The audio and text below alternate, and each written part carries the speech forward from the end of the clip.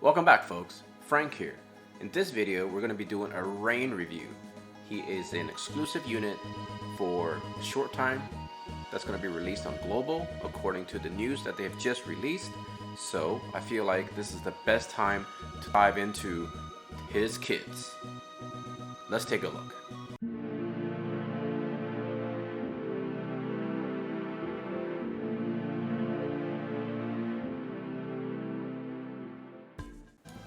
Let's go ahead and start talking about Rain today.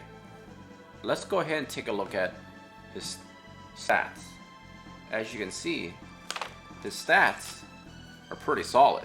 In fact, his HP is actually currently ranked number 2 on the Japanese server. His agility is pretty high, same as that of Orlando at base. But what really makes this character shine is his magical attack. He has a solid 226. That's even more than Miranda. On top of it, when you start opening up his ability board, you also get additional 15% HP and additional 8 spirit, which is going to be a huge factor for him because he is pretty much a magical tank. Due to the fact that he also has such high magical power, he's also a superior magical attacker. So I'll get into more of that and what I suggest in terms of builds later on in the video. Now, as far as his moves, he's very basic at 3, jump at 1, and his attack is okay at 143. But like I said, what really makes him shine is his tankiness and his ability to do a lot of damage. Let's also talk about his limit burst. His limit burst is where you can actually pull off right in the beginning of combat, just like Mariana. So it is a skill, well, it's a limit burst, so it is a limit burst that I will highly consider you to start saving some pots for to build when he does come out, and of course if you choose to build him. Now the limit burst does 3 consecutive magical damage, large, to the target, and reduces their fire resistance. So clearly it's very synergistic to the type of unit that he is. His master ability also increases spirit by a solid 15. So clearly, as you can see, they're really pushing for the idea of him being a magical tank.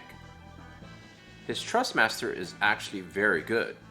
It has a HP of 496 and a spirit, oh look at that, of 14 additional. My thing is, if a trust master adds an ability and on top of it has really solid stats, it's a pretty good trust master worthy of earning. Now obviously if you do get Rain, you'll ideally want to go after a limit break 5 and of course get his trust master.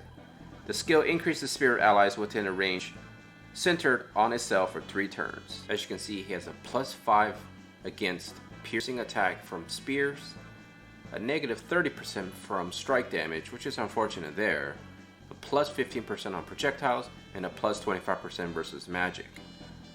He is obviously strong to ice, but weak to water. He is also super strong to poison, and he's somewhat strong to silence. Let's talk about the jobs for Rain.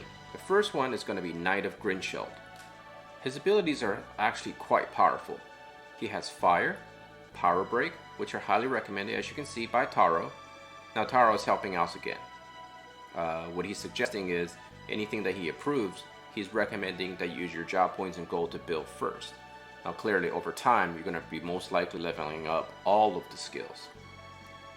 Now the Power Break actually decreases enemy attack power for 3 turns by 43% at max level.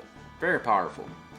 Mind Plus level 1 increases the spirit at max level by 15. Astral Guard is where he truly shines. It forms a barrier that reduces magical damage for 3 turns and increases hate. This is actually quite powerful because ideally this is what you want to use for when you pick this job as a tank. Now the max hate increases is +12.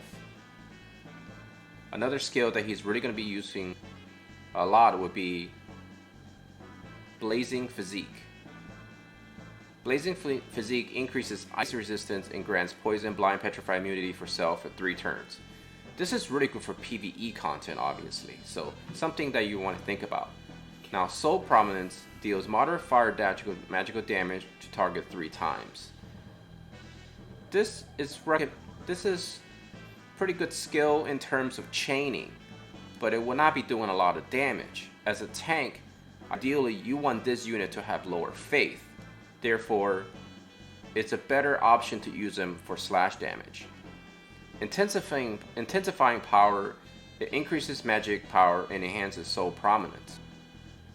The red mage is the second job. Now this one is actually where you'll be utilizing if you want to turn him into a fire attacker. Some of the more highlighted skills will include Cura, Fyra, Asuna, and Jammer Thrust. The cream of his crop is going to be Jammer Thrust. This is a heavy magic attack that prevents the enemy from casting an ability.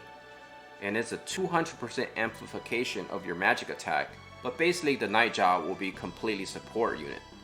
In which case you'll be breaking, you'll be debuffing, and it's really useful if you have already strong attackers and or strong tanks in your lineup, and you just kind of want to use Rain for more of a debuffing unit and help out with the rest of the team in terms of delaying enemy from attacking you or doing more damage.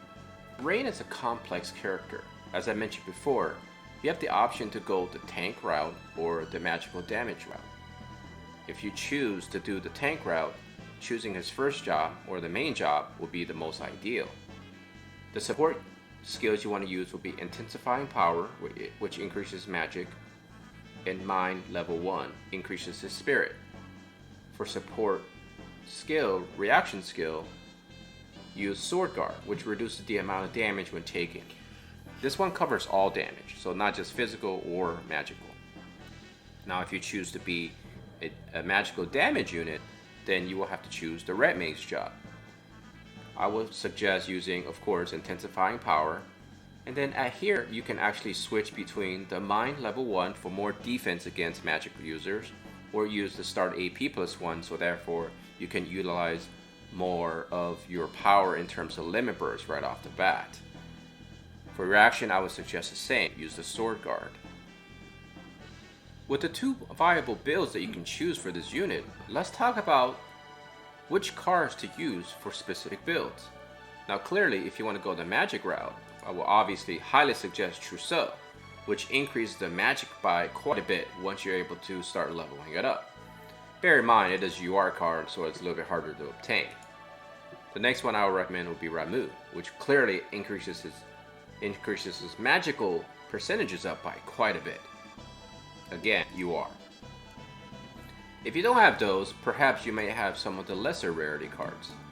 I would suggest using this one because this one increases individual magic up for Rain. Unfortunately, the part ability isn't very useful. If you decided that you actually wanted to go to the tanking route, you have a lot more options to choose from. First one most people probably think of would be Vial of Love. But because of the fact that he already has skills that will increase his hate, you're pretty much just using this for the extra slash attack and attack power overall for your team. So another card that I recommend would be using Path through Revenge. This is a really good card for supporting your entire team by raising their slash attack. Also increases physical defense against enemy units. Leona's Castle, which is a rare card. Now, for party ability, it increases critical rate up for your entire team, obviously, but for individual purposes, it increases defense and your spirit by quite a bit. Last but not least, which ones would you use for espers? Clearly, it really depends on the espers that you own, but my recommendation is use espers that can either give you magical damage for red mage or slash attack for your tanking. Other options would include using espers that you may own that will increase their defense or his spirit. For slashing, I always recommend Behemoth. For magic, obviously I recommend Ramuh and perhaps even Shiva. And also another option into Behemoth would be the Iron Giant. And so those are your options. I won't go into fine details of those specific espers because most folks have only certain access to certain espers. But in general, it makes sense because once you start thinking in terms of as a tanking unit, you can actually have quite a bit of leeway in what you want to use, and of course, same goes for your red mage build. The last thing I really want to talk about is the equipment. Obviously, I won't go into fine details because at this point, you probably figured out you can either do tanking or you can do magical damage. So depending on the fact of which equipment you own, that's going to vary from person to person. But as a general rule thing though, this is a highly recommended weapon for him, which is the Crimson Saber. Unfortunately, it's also the biggest hurdle you might encounter. They will be releasing the tower alongside with Rain's release, which will not be changing very much from the Japanese counterpart. Upon reaching level 20 and clearing it, you will receive the Crimson Saber. Not many of us are probably going to be able to do that. However, unless they change the difficulty level of the tower, maybe everyone can do it. I guess we're just going to have to see.